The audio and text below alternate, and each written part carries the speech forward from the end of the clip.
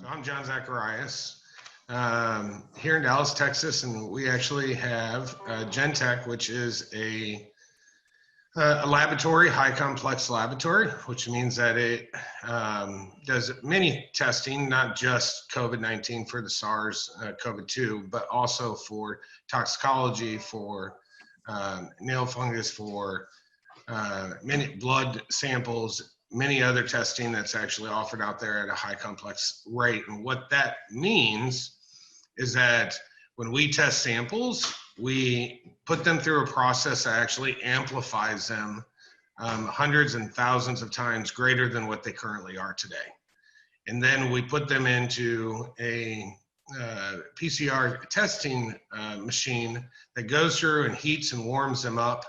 It takes about an hour for the process to amplify the specific diseases that we are actually testing for. It is a gold standard. It's been the one that everybody in the world actually depends on, going all the way back to telling validity on anything that's out there. So we also do manufacture and distribute two other tests for COVID-19. One is an antigen test, and the other is an antibody test. Let me first talk to you about the antibody test. So when you're testing somebody's body for IgM or IgG, which are two different sets of antibodies in the system, what this kit and test actually tells is if your body is responding to the virus. It doesn't tell you whether or not you have the virus currently and you are infectious at the time. Because it takes time for your body to actually create antibodies. So, specific to COVID, there's been some controversies on when that should actually happen. What we're finding is that in the younger generation, antibodies, if they only are getting COVID for, let's say, a period of 2 days, 3 days, which is very common right now, then sometimes they never even create antibodies. But if somebody becomes symptomatic and or has COVID for a longer period of time, and let's say longer being 7 days to 14 days, usually antibodies are created. And what an antibody is it's a reaction that the body actually produces to start fighting the virus back. IgM is a response and an antibody that means that it's in your system at this time. Doesn't mean that you can spread it, but it means that it's in your system and that your body has responded to it. Usually with COVID, what we've been finding is that an IgM antibody is going to start showing up right around day 10, day 11, and can stay in the body as long as 30 days post you getting COVID at that time.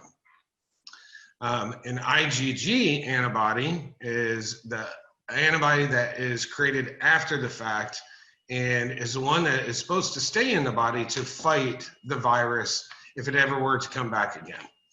So let's use an example. When you get a flu shot is a vaccine that is built off of usually the previous flu that has come out.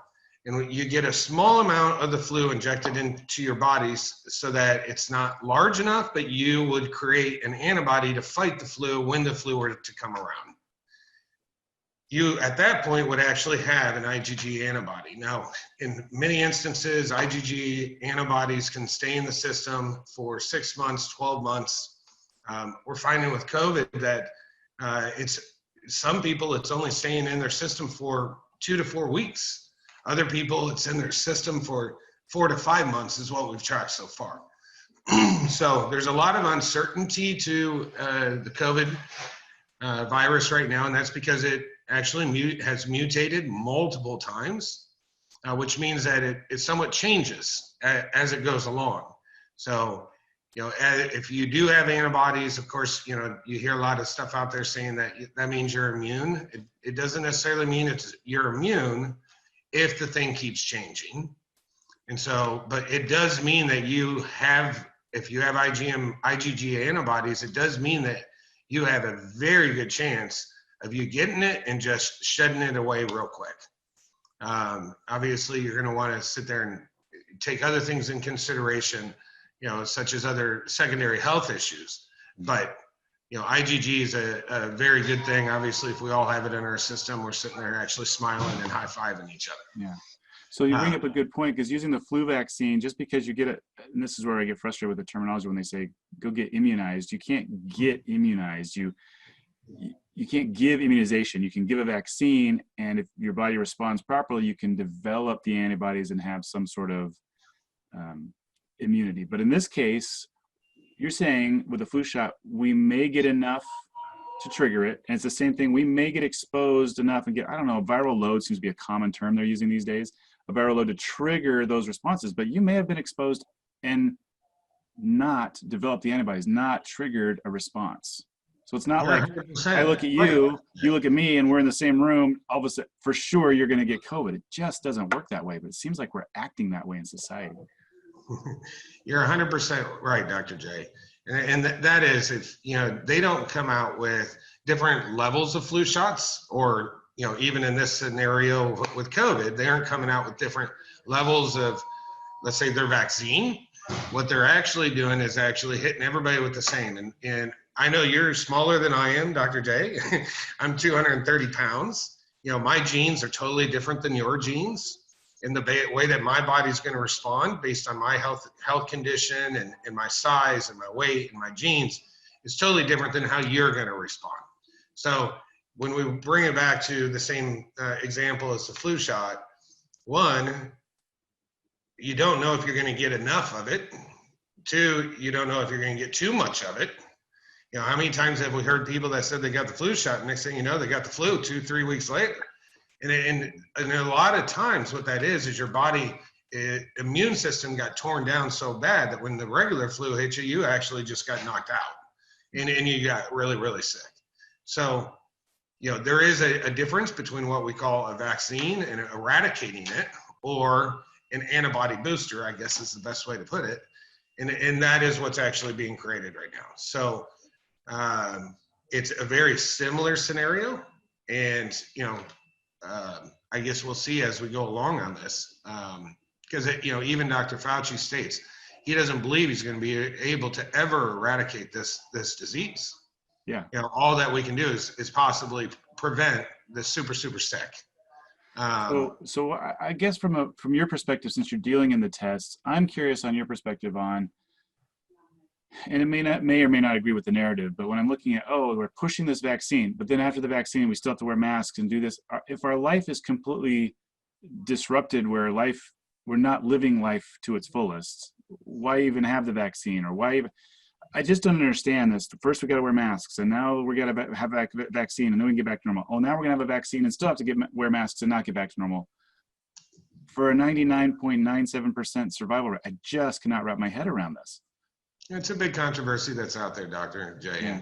And, what I will say is that if there is a way to create an antibody booster or something that will help decrease inflammation in the body during specific times of the year, then, from a medical standpoint, they're looking at how can I mass produce it in the pharmaceutical world. From a holistic standpoint, you look at things like the Myers cure, an IV, drip that has tons of vitamins and minerals that you can actually put into the body that does almost a similar effect to your body.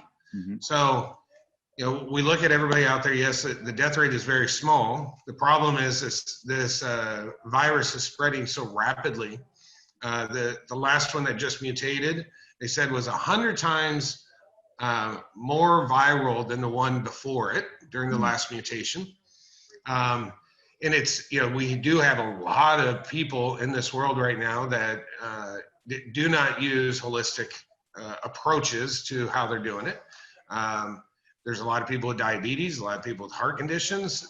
This disease attacks the blood, which then affects the respiratory conditions of your body. And, if you aren't helping yourself actually decrease the inflammation in your system and making sure that your body itself and the immune system is built up well enough, Well, then of course they're going to be susceptible to something majorly here. I mean, look how many flu deaths actually happen every single year. You know, and they relate that back to the flu, but it's, if you look at it, most of it's related back to secondary health conditions too. Mm-hmm. So, you know, when we talk about, are we going to have to wear masks for the rest of our life? Are we going to have to sit there and actually wear gloves for the rest of our life? Are we going to have to use, you know, alcohol to clean everything after we use it? You know, I would tell you that, you know, you look at viruses as it comes out and as it moves along, and if somebody is a very healthy individual, keeps moving along and, you know, make sure they take care of their body and their system, I'd say that eventually we won't have to worry about that. Mm-hmm. But if you have other premorbid conditions going on, yeah, they're probably going to have to do it. Yeah. Well, I don't want us to get into the politics of why those that are healthy, the masses, are suffering to try to save the few that have health conditions and are more likely to get sick and die from other things as well as COVID. Again, it's a mathematical part of the equation I just can't understand. But coming back to the testing, so we have the 3 different types of tests. You've got the antibody ones you just explained. We have the one that's really far up in the nose, and we've got the newer one that's just shallow in the nose or in the cheek. Can you explain the difference those and maybe what you guys have seen as far as the success rate of those? So the antigen test is a rapid 15-minute test. It can be done in the nose, and it's only normally like an inch and a half up the nose. And then, or it could actually be done by the cheek. It's normally the center of the cheek, right on the inside, or at the back of the throat, where you're sitting there actually swabbing it. We've also found that if you scrape the middle of the tongue and put it on the swab, you get the same effect. That it's the scraping factor that actually grabs that viruses and puts it on it. Now, both of them use swabs. The antigen, the rapid 15-minute test, and the PCR. So both of them use swabs, and it might be a foam swab or one that looks like a Q-tip. But they're, again, testing for 2 different things. And then, so let's talk about the antigen. You take it, you do an inch and a half up the nose, or you do a scraping of the cheek or the tongue, and then you actually put it inside a cassette with what we call as a buffer. It's like fluid that amplifies the virus again, and it actually goes through that cassette and reads the lines almost very similar to our antibody testing kit. And so with that, it's going through and it's testing if you have the active virus on that cassette at that specific time. Now, accuracy rates, it's all over the place depending on which kit that you get. A recent study that we saw that was showing a couple of the manufacturers out there, if you're asymptomatic, which means you don't have any symptoms, you think you might have possibly been exposed 3 or 4 days ago, and, you know, scary as it can be, you go to get tested with a rapid test. Asymptomatic, most people are only showing a 30 to 40% accuracy in the test kit for antigen. And the reason being is it depends on when you actually get tested for the antigen, on what day you get tested, when that thing's actually going to show positive. Now, I'm going to go back to something I said previously, and that is we amplify that virus to sit there and make sure that we can tell if it's there or not compared to everything else. With an antigen, you aren't amplifying that virus enormously. And secondly, it usually is only going to pull up and tell whether you're positive between day 3 and day 7. So even, you know, and so the closer you get to 7, the better off you are showing positive on this test. And then normally from day 7 to day 11 is really when you're going to pick up those positivity rates. Now, most people who get the SARS-CoV-2, it's usually a 14-day period that you actually have the virus. During that 14 days, it's really only 7 days that you yourself would really know. In other words, you'd be sick, you'd be coughing, you'd feel like you had the flu, you'd have achy fever, you might have diarrhea. You really only would know for 7 days. So with that being said, you know, the antigen test is a great test, but unless you have symptoms, it's 34% accurate. If you have symptoms, So if you literally are sick and everything else and you have symptoms, it's got closer to an 80% accuracy rate. Okay. So these quick tests, are these the ones they're doing at the drive-through, ones at the hospital? Is this the most common test right now? Well, what we've found since the antigen test, the first ones got their EUA, which was about 3-4 weeks ago. What we're finding at most of the drive-thrus is they're actually doing both. So they're doing the antigen test and they're doing the PCR test.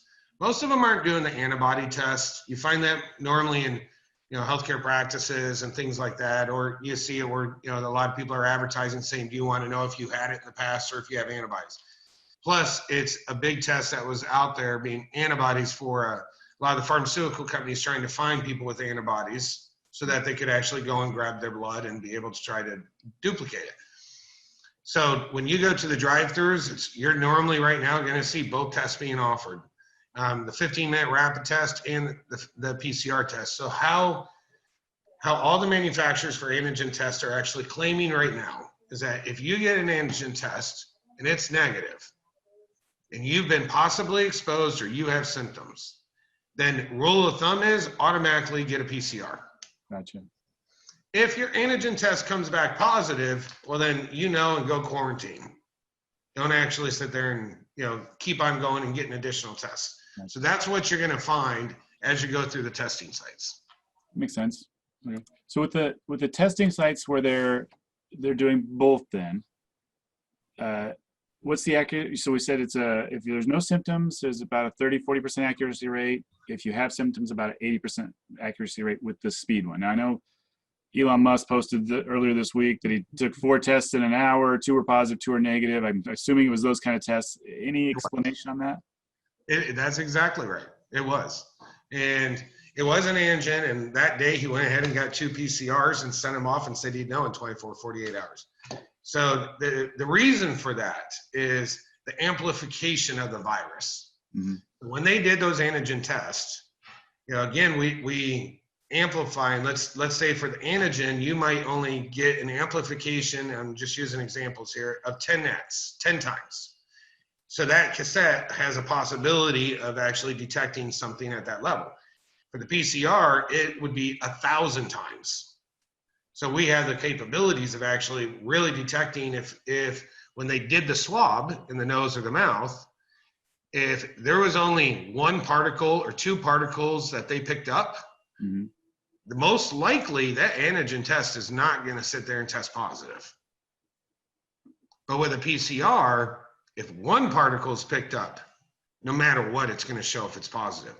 So Elon Musk is either at the very beginning of being sick or at the very end of being sick, or his body is not creating the virus in his sinuses or his mouth. Most likely he's at the beginning stage or at the very end stage. Okay. He's in that one time frame we talked about. All right. Well, one concern I have with the tests overall is they were explained to me that it's kind of like that old thing that they taught us when we were kids. Hey, if you take a penny and you double it every day, in 30 days, would you rather have what that equals or somebody just giving you $1 million? And it turns out to be way more money taking that 1 penny and doubling it 2, 4, and then just over 30 days exponentially, which is kind of the 10x thing you were talking about. My understanding, and correct me if I'm wrong, that with the test, if it isn't done to a certain time frame or a certain accuracy, it just keeps going. And of course, everybody's going to be positive because we'll find it if they multiply it by 100x instead of 10x. Everybody's going to have some sort of strand of that RNA or DNA factor. Am I off on that, or how's that work? For example, somebody mentioned to me that if they didn't do the test right in the lab and they let it sit just even a little bit too long, boom, it's going to get a false positive because the count's going to be so high that it's for sure going to find. Okay, I see what you mean. So it doesn't actually keep growing when you amplify it in the lab. It literally is stabilized once it's single amplification. And ironically, the dead virus of this COVID SARS-2 is actually testing positive just like the live virus. Okay. So one, the amplification stays the same, but then the second thing is, no matter what, if you're positive, you're positive. Now, it takes a while for your body to shed the virus out of your sinuses and your mouth and in the different parts of your body. So that's why when we say that you might test positive for 14 days, but you're really only sick for 7, part of that could be the shedding of the virus too. Part of it could be taking care of your body and everything else, how you eat and how you drink and all that. All right. And with what you're seeing or with your medical experience, my understanding is we're all going to get this anyway, and we're making these counts of positive tests, and we're freaking out with positive numbers, even though the deaths aren't changing much. I just can't see how we're going to stop or alter. It seems like we can tip the needle a little bit with the masks and different things, but how do you stop a virus from going through humanity? I mean, so ironically, if everybody in the world, and there's not the capability of doing this yet, if everybody in the world got tested for 3 days straight, every 3 days, you could actually isolate this virus down to a very small number. And within 30 days, you basically would not have a spread anymore. You would actually have it to where you could isolate it down. But you imagine having a test. How many people are in the world, Dr. J? Like 6 billion or 8 billion or something. Yeah. Imagine doing that every 3 days. Impossible right now. The whole thing is yes, you're going to see positivity going up. But the biggest thing you're going to want to watch is not necessarily the numbers of positivity rates. You really want to watch how many people are in the hospital, how many beds are actually full, and what is their capability right now. There's usually 3 classifications that hospitals have at the different levels, and that means that, they're at a very low level of having people in ICU and having the beds full. And then the second one is here we are, and the third one is we're at max capacity. That's really what you want to watch. And right now, if you notice in the northern states, there's a lot of them there at 90, 100% capacity. And it's not the COVID patients necessarily that we all have to be concerned about. It's the people that have heart attacks, have strokes, have, aneurysms that try to get into a hospital and they cannot accept them because all of their beds are full and they have to ship that person to go an hour away to another hospital. That is what we have to be concerned about. Because once a hospital accepts a patient, they can't release them, not until they're stable. So it's not like you can say, let's shove this person over here because they're doing okay. Now, no, not until they can be released, we can't actually sign off and discharge them. If we had the capabilities, which we're working for at-home testing, but until this virus is actually under control, that will not happen. Mainly because CDC needs to be able to trace everybody back, and that everybody's got to sit there and make sure that whoever is positive is being quarantined. So until it can be under control and the capabilities of testing everybody on a regular basis, unfortunately, we're going to be stuck in the same realm we are right now. You have the SARS, and we all knew when flu season came out, it was going to spread all over again. And in a much more rapid pace. Not only do you have people that think they might have COVID, but now you have people that think they have COVID because they really have the flu or just other symptoms or allergies. I mean, allergies are huge in this part of the U.S. and many other parts. And you might think, oh, I got a runny nose and stuffy nose. Now you think you have COVID, and they never would have gotten tested before. Now they go get tested, and guess what? They do have COVID. So it goes all over the place again. So that is our thing. I mean, we talk about what's it really going to impact us? How do we get away from it? How do we actually control our environment and our bodies and our relatives? Unfortunately, until we get to capacity and or people take a healthy approach to keeping their immune system strong and the inflammation down, it's going to be a very hard thing to do, Doc.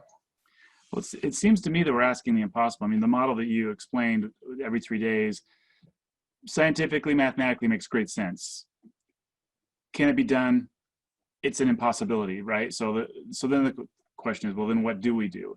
And I get a little frustrated because I have gone and interviewed some of these hospitals in multiple states, and of course my local friends think I'm part of the problem because of the way I think. But I'm a doctor and I'm a business person. It just, how do we do this the best for humanity? First, do no harm. As a business, how do we make it work so that it can serve society in the numbers that we need? Now I look at talking to some of these ICUs, and it's pretty easy information. optimally, a hospital ultimately is a business, and their ICUs, they want to run at 85% capacity as their sweet spot, so they're making money and serving people. Well, that doesn't leave a very big margin for when you start having a few COVID people come in. So a couple of hospitals I've seen in other states, half the staff at one hospital in Reno tested positive, so they just turned the whole hospital into, this is where we treat COVID patients in this valley. That's a brilliant business model. My hat's off to the CEO or the admin of that hospital. Other ones I've seen, like when I interviewed here, that was very polite. One of them wasn't very polite to me when I was interviewing locally here, but one was polite and like, yeah, so all the COVID, we've got people testing out in the parking lot, and if they're positive, they come into the ER. The majority are sent home with home instructions. Very few are actually admitted to the hospital, and we've created a whole COVID wing so it doesn't offset the ICU. Brilliant business model. But yet we hear across the country that, oh my gosh, the numbers are up and our ICU's full. It's like, well, then pivot. Somebody make a business decision to help your hospital, your local business that serves the health of your community, function properly without being stressed. Now, I know there's staffing issues too, so we got to look at, maybe we need some volunteers or something. But volunteers can change garbage cans and change sheets while the nurses do the stuff that they can do. It's not like a volunteer can just walk in and be a nurse or a doctor overnight, but I think there's things that we can do to pivot. Maybe I don't know. It just seems logical to me that if the impossible can't be done, let's start thinking of what we can control, what we can do, rather than destroying society on an impossible dream. But that's just me. I would tell you that in some parts of the U.S. and the world, that is a possibility. Mm-hmm. Let's bring up Dallas, for instance. Dallas has, 4 major hospital systems, and one of them's a county hospital. So when COVID started launching, they took an entire wing of that hospital and opened it up completely to just COVID. Now, it closed that wing 2 months ago. Okay. Well, a week ago, it just opened that wing up again. Okay. But then let's take a step to 10 hours away to El Paso. El Paso is at the max capacity for the last 3 weeks. The governor had to sit there and actually send out a temporary hospital structure, as well as many other staff, to go out there and actually run a totally separate hospital, because they were at such high capacity. No matter who came to the hospital, was turned away. They just couldn't do it. And so when you talk about the smaller towns that don't have either the amount of proper staff, or the amount of proper supplies, or the amount of proper buildings. I mean, it gets, even here in Dallas, we could open up AT&T Center and have our own hospital inside there if we needed to be. But in little towns like that, you can't. And so I think your theory is correct, based on a limited structure of, population, ability, what's all available there. 100%. Well, we've always got limitations, and that's where we've got to. I just would like to see our state leaders in the medical people putting together a panel of doctors and business people, so they have some outside the box thinking, rather than we just get stuck in ruts, it seems, and we keep doing the same thing. And the definition of insanity: keep doing the same thing and expect different outcomes. We keep shutting down. We know the shutdowns don't work. CDC says shutdowns are not helpful, but we keep doing that because our leaders don't know what else to do. Well, why don't we get a committee together and let's start brainstorming some different ideas? But yeah, we're all in a tough pickle together. I don't know what all the answers are, but I definitely want to see people thinking together and working together on it. But I think it's a great idea. Let me know if we get one put together. Yeah. All right. Well, in closing, anything else that we need to know about the testing, or what we can do best? I mean, you made some good points, and a lot of people probably haven't heard the term Myers cocktail, like you mentioned, which is an IV full of vitamins and immune boosting aids, because it's our immune system that's fighting viruses, bacteria, and cancer. And right now, the viruses are concern for the world. I've had friends who are doctors in other states who were positive for COVID, were very sick, and they would call a local naturopath that would come to their house all geared up and administer the IV. And the next day they said, I was ready for the treadmill the next day. It's amazing some of the natural things that are out there that we could use. And if we could use natural stuff and the regular stuff instead of everybody being pushed over to one side, I think there's a lot more numbers of people we could help and hopefully help beat this thing quicker. Well, I had another interesting one where, because my wife unfortunately just passed from cancer. So before she passed, we did an early Thanksgiving and had everybody over. And I've got these awesome air purification systems that supposedly create a plasma layer that literally kill viruses and bacteria and stuff. So I'm like, well, let's just have it at my house because at least we can create a safer environment.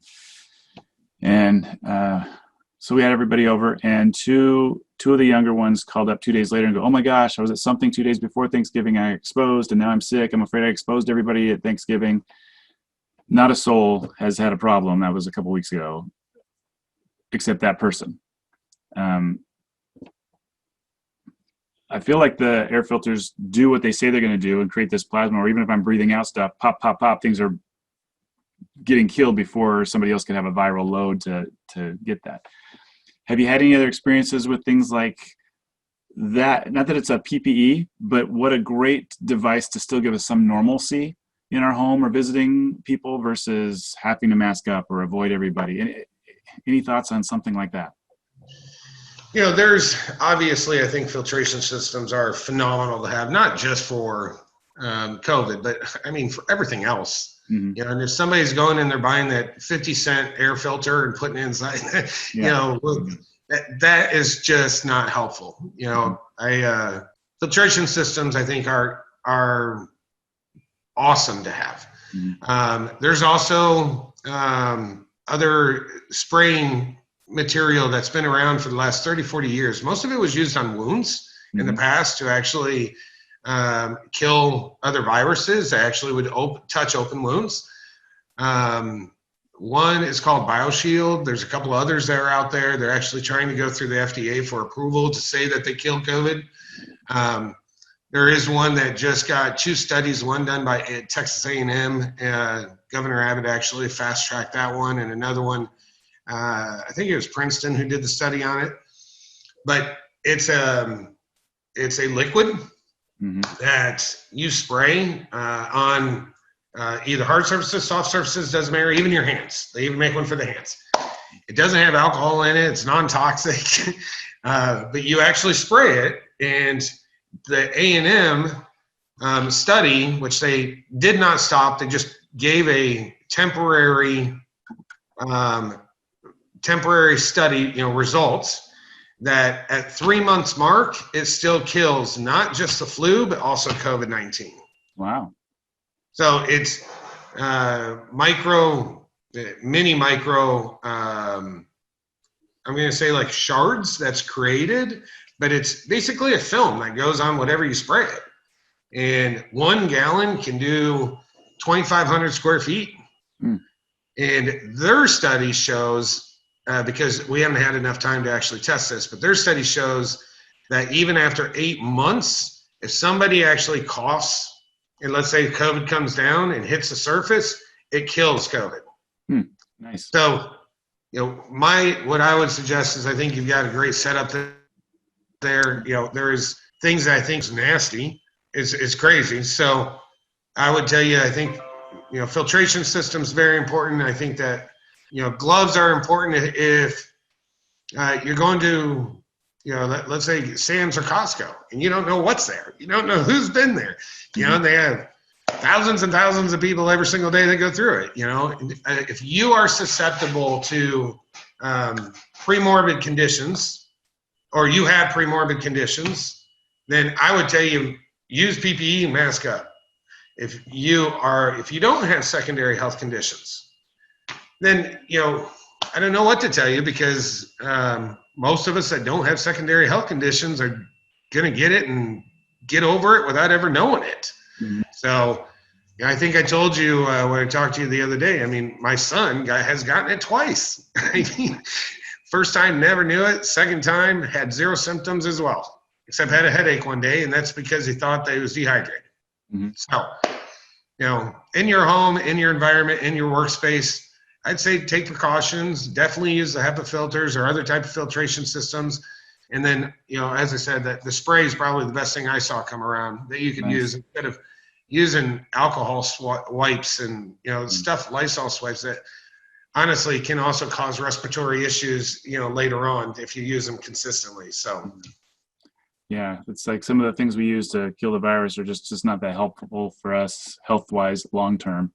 Yeah, the air filter I use is that Triad Air, so it uses light and ozone, which is nice because then it circulates through the whole house. But anyway, so yeah, well, thanks for some really good enlightenment this morning. I appreciate that, and I've got to reach out to you about getting some of the 2 local doctor type tests. I don't want the big swab, but the 2 little ones I'd like to have for patients at the office.